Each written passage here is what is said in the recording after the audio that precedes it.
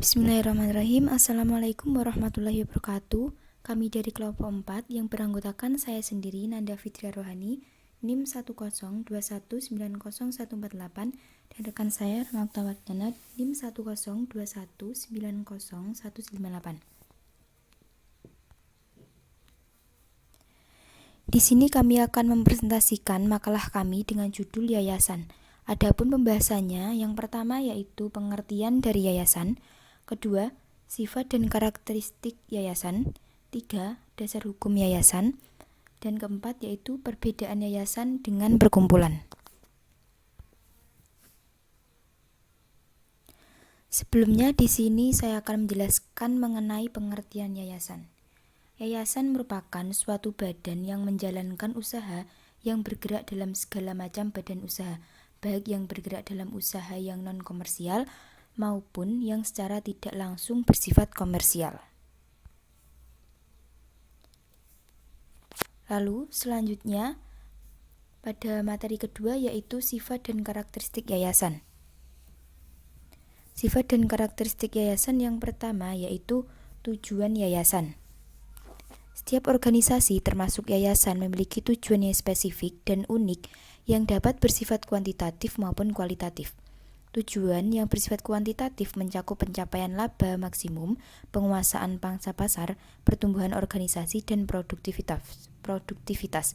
Sementara tujuan kualitatif dapat disebutkan sebagai efisiensi dan efektivitas organisasi.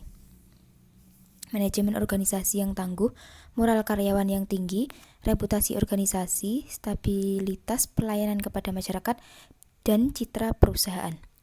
Lalu, yang kedua yaitu visi. Visi merupakan pandangan ke depan di mana suatu organisasi akan diarahkan.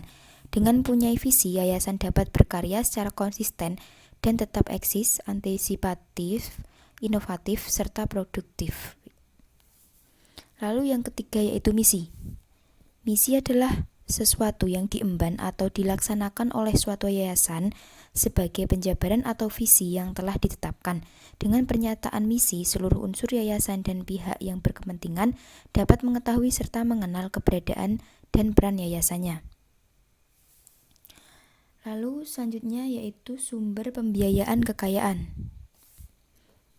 Sumber pembiayaan kekayaan pada yayasan berasal dari sejumlah kekayaan yang dipisahkan dalam bentuk uang atau barang.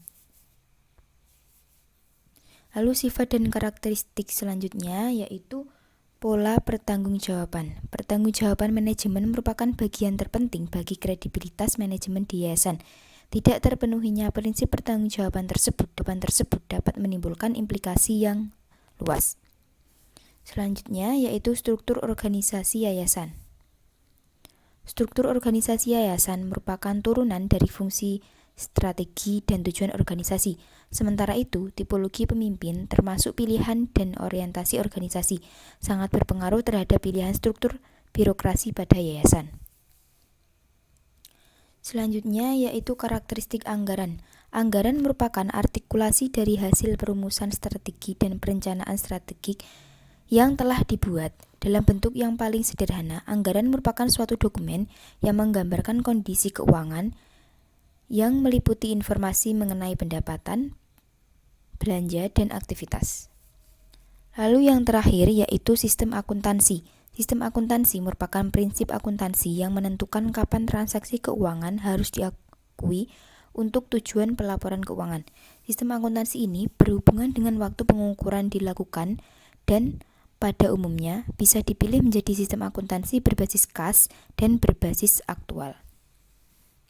Baik, untuk penjelasan selanjutnya akan dijelaskan oleh rekan saya. Terima kasih. Baiklah, Assalamualaikum warahmatullahi wabarakatuh. Saya akan melanjutkan presentasi yang sebelumnya dipresentasikan oleh teman saya. Saya akan membahas yang pertama itu tentang dasar hukum yayasan. Dasar hukum yayasan sejak tanggal 6 Agustus 2001, Indonesia telah memiliki suatu undang-undang yang mengatur tentang yayasan, yaitu Undang-Undang Nomor 16 Tahun 2001. Seperti diketahui, sebelum lahirnya undang-undang tersebut, pendirian yayasan di Indonesia dilakukan berdasarkan kebiasaan kebiasaan, doktrin, dan jurisprudensi. Undang-Undang Nomor 16 Tahun 2001 ini diharapkan dapat mengatasi berbagai masalah mengenai yayasan dan menjadi dasar hukum yang kuat dalam mengatur yayasan di Indonesia.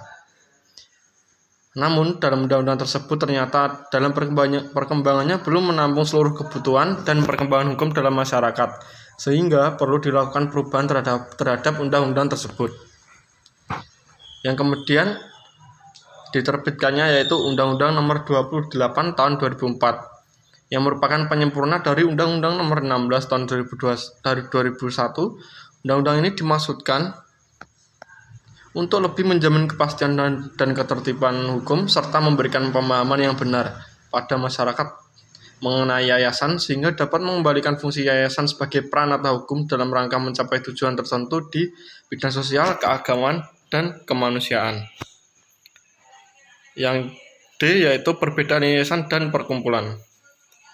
Yayasan yaitu merupakan suatu bagian dari perkumpulan yang berbentuk badan hukum dengan pengertian atau definisi yang dinyatakan dalam pasal 1/1 Undang-Undang Nomor 16 Tahun 2001 tentang yayasan, yaitu suatu badan hukum yang terdiri atas kekayaan yang dipisahkan dan diperuntukkan untuk mencapai tujuan tertentu di bidang sosial, keagamaan, dan kemanusiaan yang tidak mempunyai anggota.